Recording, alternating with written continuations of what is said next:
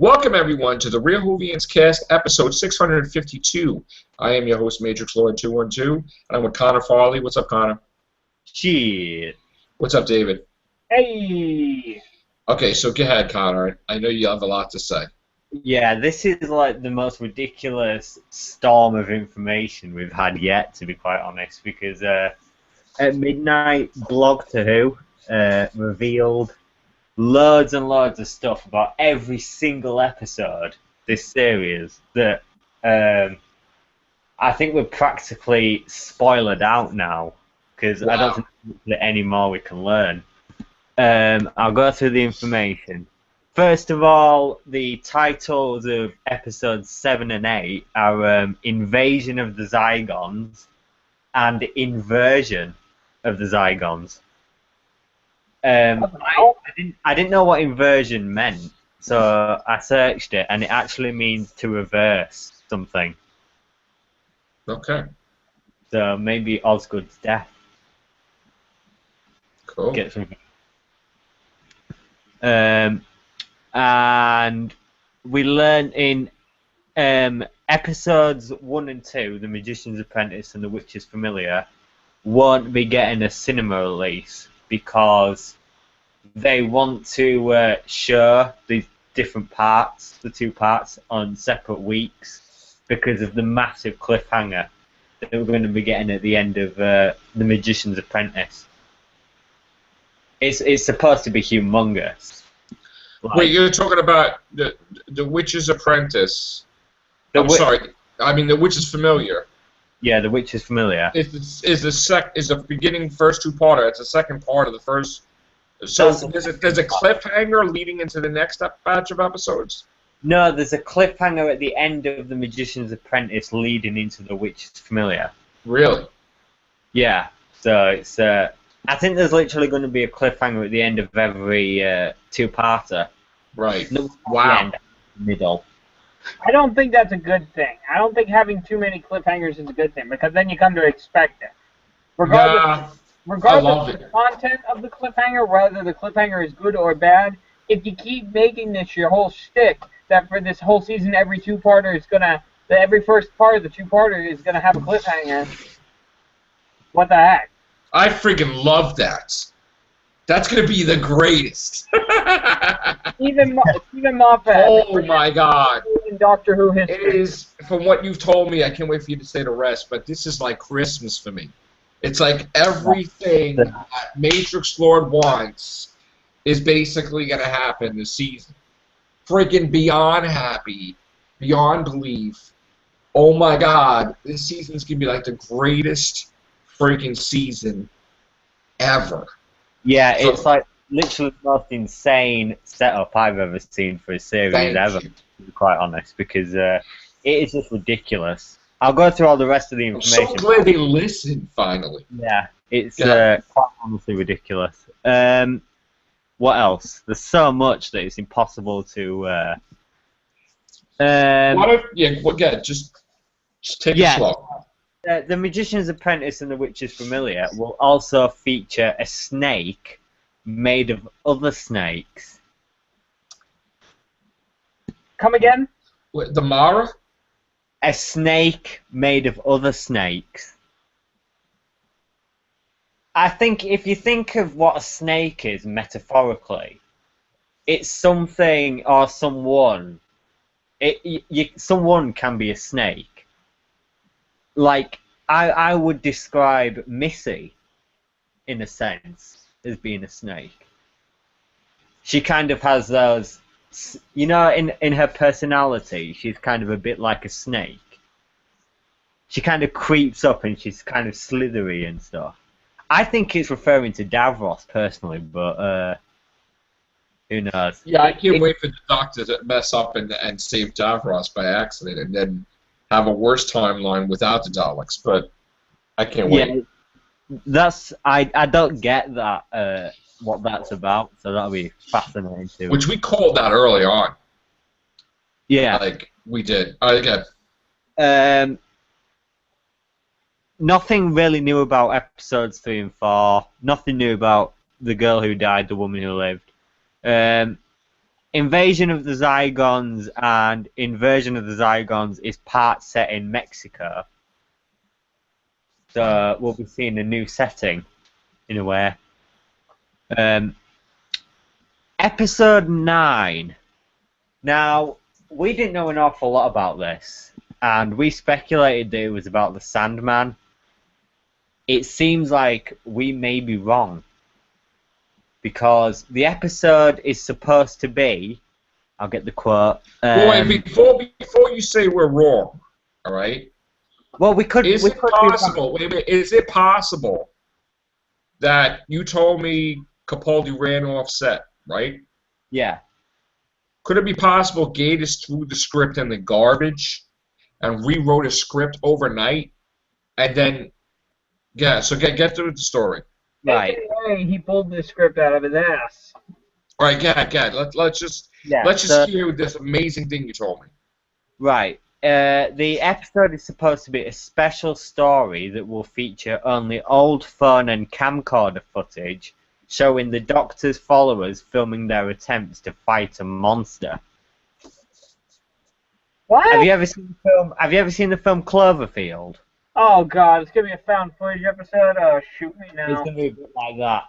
Okay, Yeah. here's my thing. Here's what I'm gonna say about that. Found footage films or found footage segments are very difficult to get right, but when they are done right, they are fantastic. Good examples of found footage films is obviously you got the Blair Witch Project, which is on everyone's list of found footage greats. It is a great movie, but if you really want a good example of a found footage movie done right and in interesting ways, Josh Trank's Chronicle is actually a really interesting perspective of the found footage picture, and it does a lot of cool stuff by implementing the people's powers into it. Now this, if it's just going to be regular people filming this stuff, all I think is shaky cam all the time. Because that's what's in 99% of found footage films nowadays. Yeah. And now, the fact that if this is true, if Mark Gatiss pulled this out of his rear end at the last minute because Capaldi stormed off set, this could be even worse. I know I'm sounding like the little black rain cloud here raining on the parade, but I'm just trying to be realistic here. And when I hear found footage, I just groan. Yeah, it's. I agree. Like I've seen quite a few films that have found footage, and it does seem like the sort of film that's impossible for most filmmakers to get right. So if Doctor Who can do it, I'll be more than happy. All right, so this is found footage. Now, what was the episode that was filmed in a very short time? What was that? That was episode 9. So that's what you're talking about. Yeah, that's like I think it's actually not gonna have the title sequence in it. How could that? Why? Because they just want it to run. They just want the footage to just go on, and for 45 minutes. That's it. That's all we'll be seeing. We just footage for 45 minutes. Wow. Yeah. So it's. So it's like I mean. So there's no break. There's no break, and I think what I said earlier about there being like, because you said it was a bit like Birdman, right? There's a single like cut in the between scenes. I think it's also going to be a bit like that. So it's just going to be continuous footage from one location or, one particular camera, just recording for 45 straight minutes. Oh, wow. Great! That sounds riveting.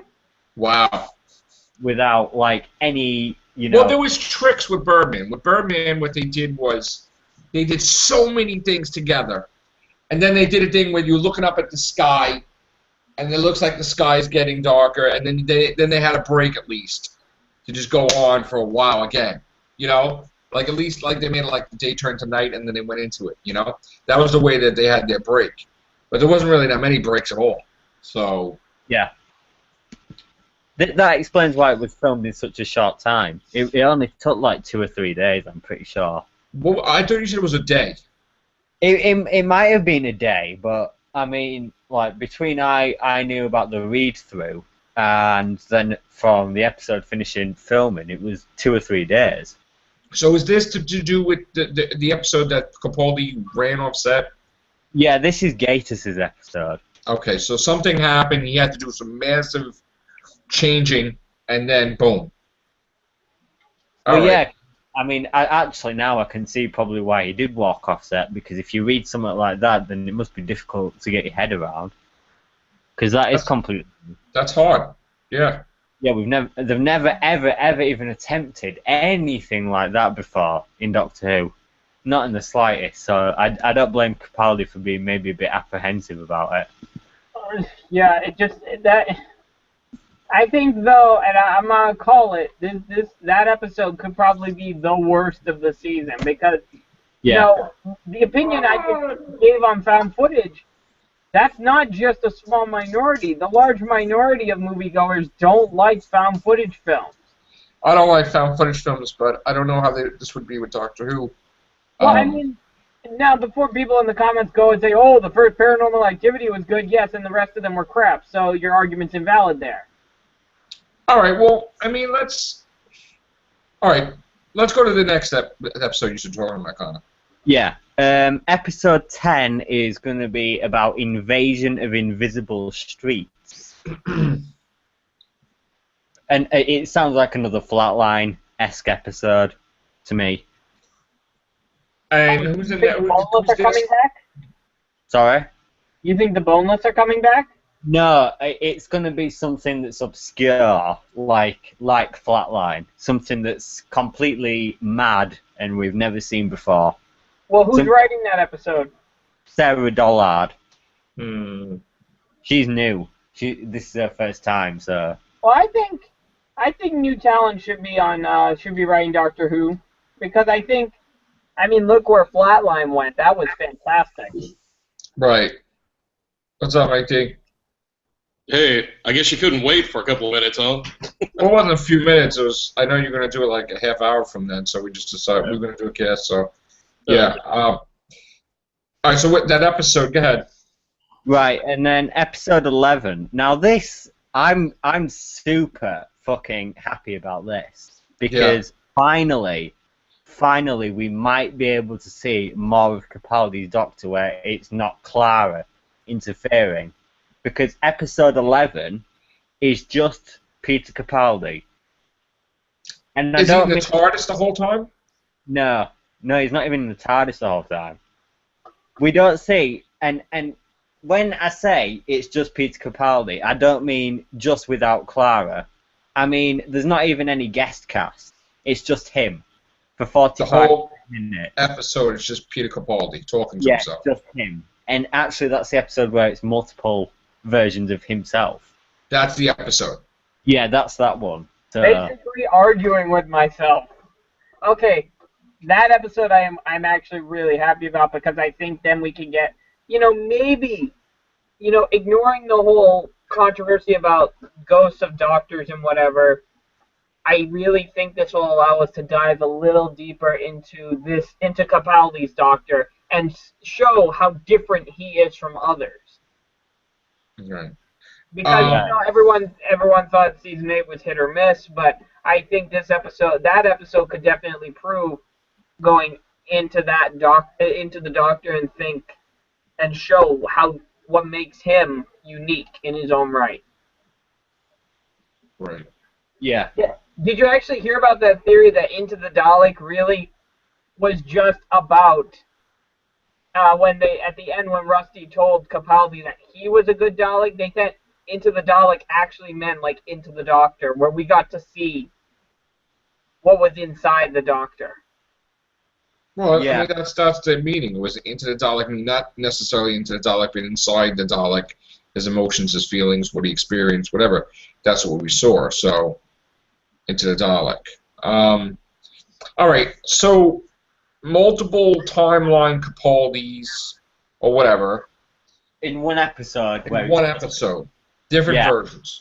Yeah, and it's just him. There's like literally not another single person on the camera for the rest of the 45. And when is Clara, like, she doesn't appear for a while, right? Like, what is her deal? Like, she'll leave temporarily in episodes 10, and then she'll come episode 12. Now, is she die in episode 10? No, because she's back in episode 12. But is the Clara in episode 12 a copy? I think there is going to be a copy of Clara in episode 12, but she'll die in episode 12 as well. Okay. So. And then that's supposed to be like another cliffhanger, right? Like a massive, oh my god, what the heck now? Yeah, episode 11 is supposed to have the biggest cliffhanger of them all. And then 12 is supposed to be full flat? No, I'm just kidding. No, 12 should be good then, better, right? You've got a point there, because like, whenever it's a two-part finale, it seems like 11's good, and episode 12... I know, I get a little worried with that. I know. Yeah. Alright, so 12 is supposed to be a bigger finale than 11. Yes. Like bigger cliffhanger. Okay. Yeah, and that'll probably lead into Christmas, which will then lead on to what I'm going to say next, because they said that there's going to be some three-parters.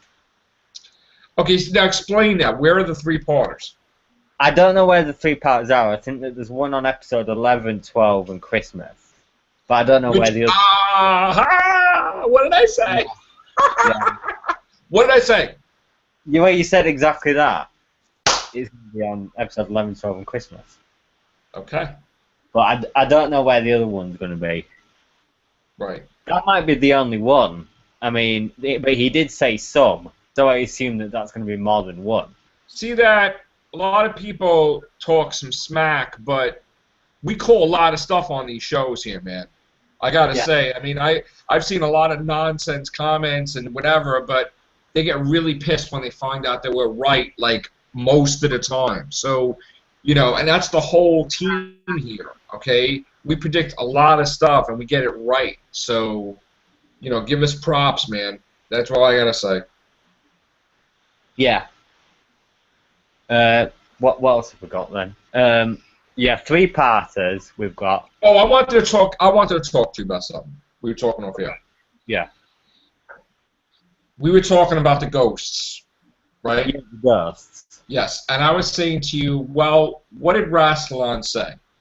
That he wanted to invoke this thing where they become beings of corporeal, without corporeal form. Corporeal. They're like basically ghosts.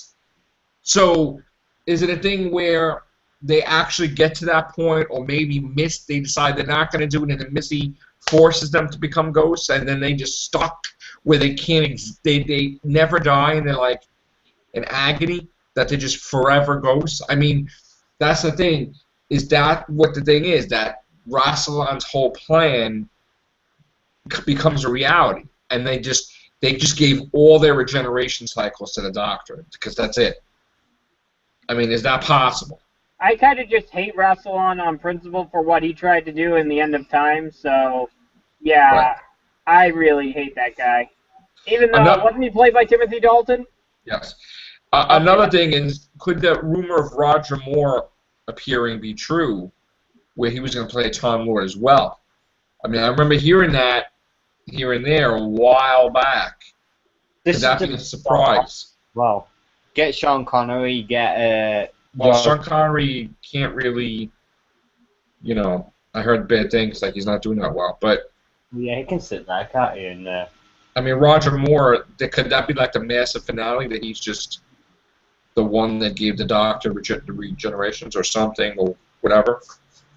I don't think he suits being a Time Lord. Really? I can see Timothy doing it, but not Roger. Okay.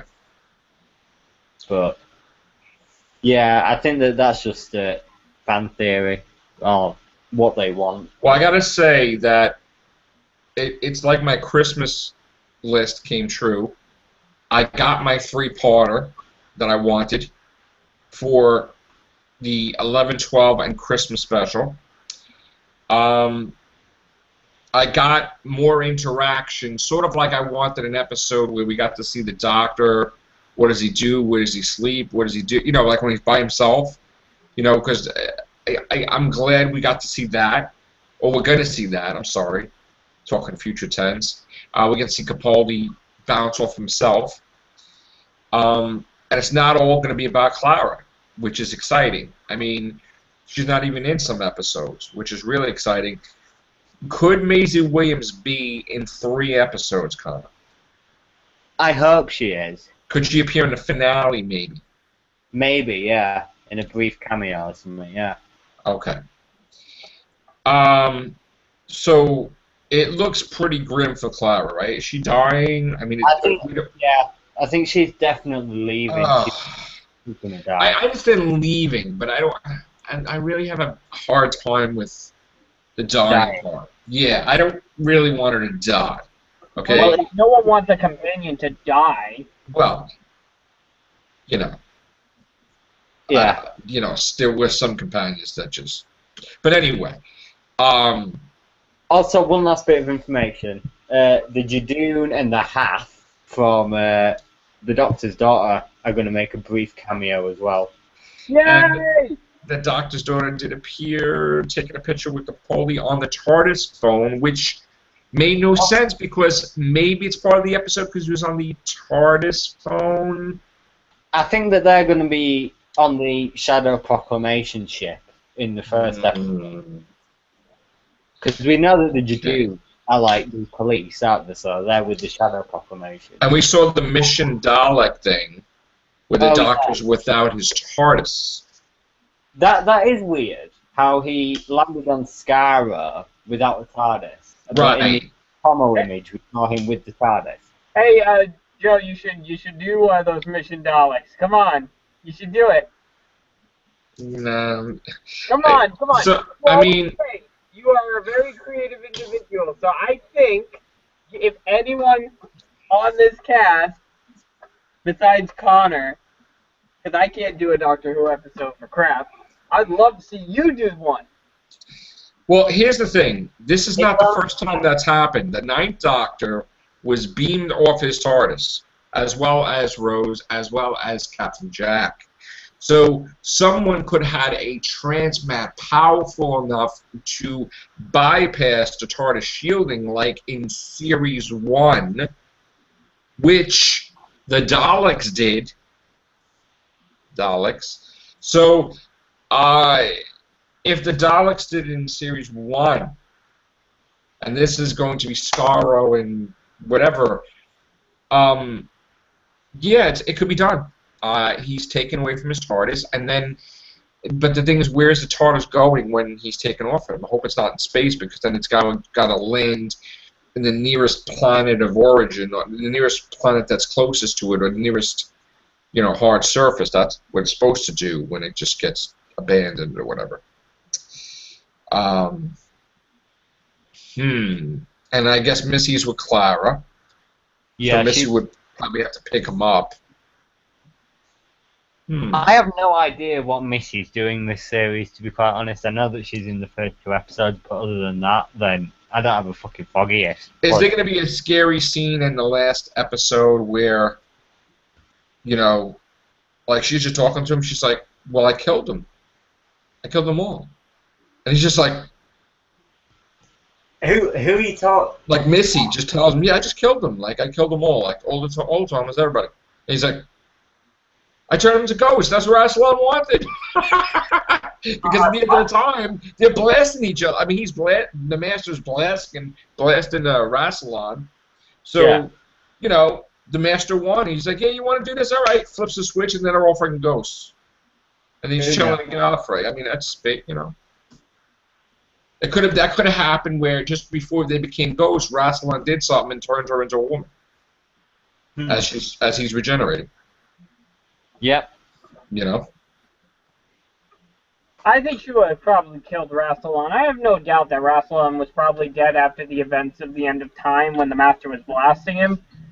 I would think that she wouldn't kill him. I think that she would torture him, make them ghosts, because that way, if they're ghosts, they just never can be solid. They're like Omega, Omega. So they would need Omega to help them, maybe, or something, because he's just, doesn't have form. That's it. So they're all like Omega. Or maybe she turns, antimatter or something, whatever. Yep. I don't know. Anybody want to add anything?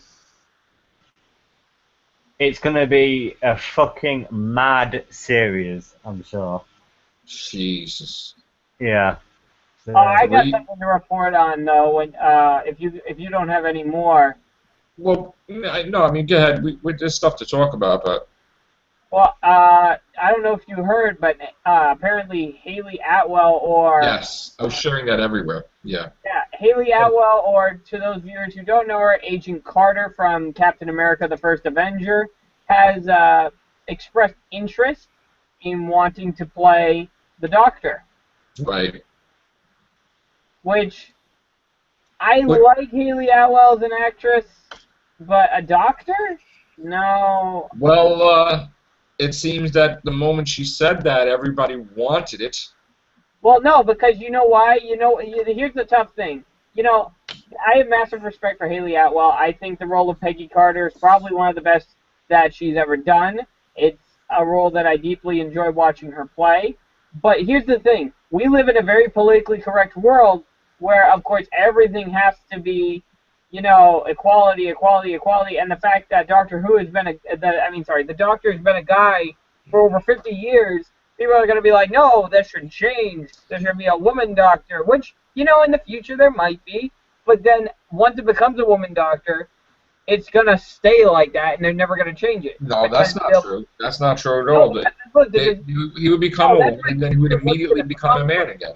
That is my fear of what's going to come from this. That we're just going to be so politically correct and so that the BBC is going to be so worried of offending anyone that they're going to give a female doctor and just give the boot to a male doctor just to be. I don't think so, and I think that this whole politically correct society is going to dramatically change within a year, and there's no longer going to be people picking at any little thing and politically correct this and that. Hopefully the election will change it. But anyway, getting back to Doctor Who, she's an amazing actress. I, for one, am not. I don't want the Doctor to be a woman, but I like her a lot. So I don't know. I mean, this is something that I don't know how I feel about this. I mean, I just want the Doctor to be a man. But if you had to have a woman for the Doctor, who would you have? And that's the whole point. I mean, she would have to be the greatest. So I don't know. That's amazing. All right. I don't know, Connor. What do you think about that?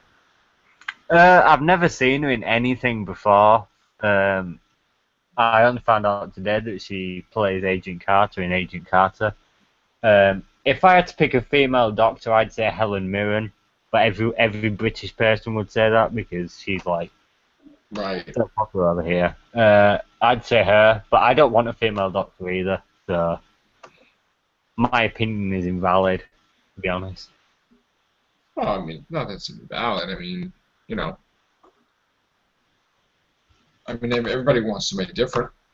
I don't really want a female Doctor, but we'll see.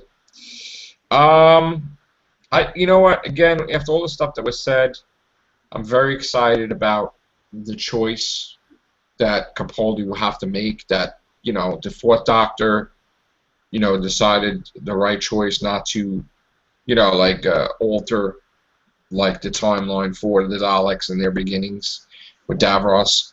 And in this case, he's going to do the opposite choice. He's going to change things, which is going to have big ramifications, I believe.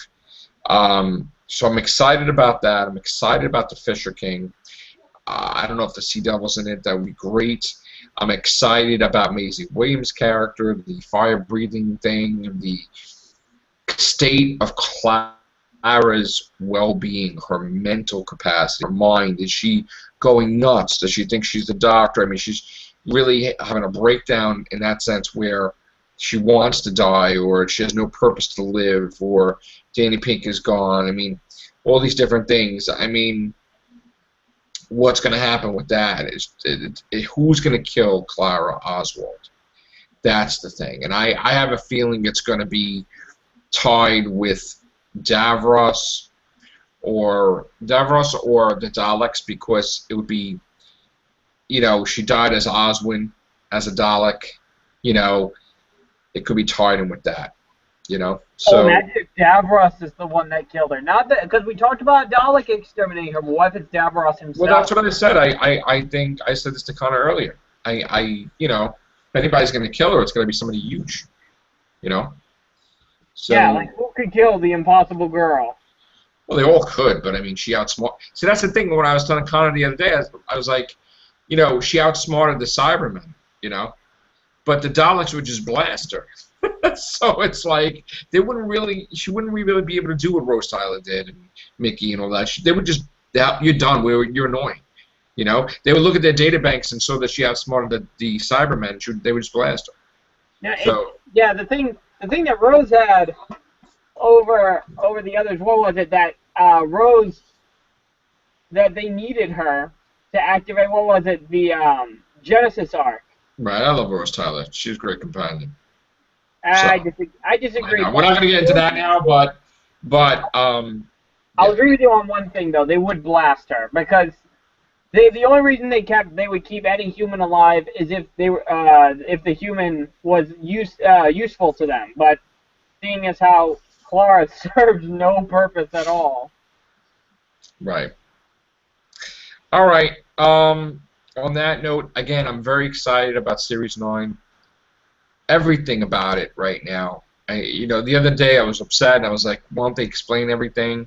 You know, it looks like he's going to explain a lot. Hopefully. Mr. Moffat. So, I for once, I'm going to be complete. I mean, I believe this is going to be my year, man. This is going to be my Doctor Who year that I'm going to be so happy. You know, and I get to have what I want. What I want. I want the 3-parter. And I'm going to have that. So, thank you for listening. It's like, all right. It's cool. You know? But I don't want her to die. But we'll see what happens. And then Capaldi said, I mean, you never know what could happen with her. She could come back again next season. We'll see. All right, guys. Other than that, thank you very much. Take care. Bye for now.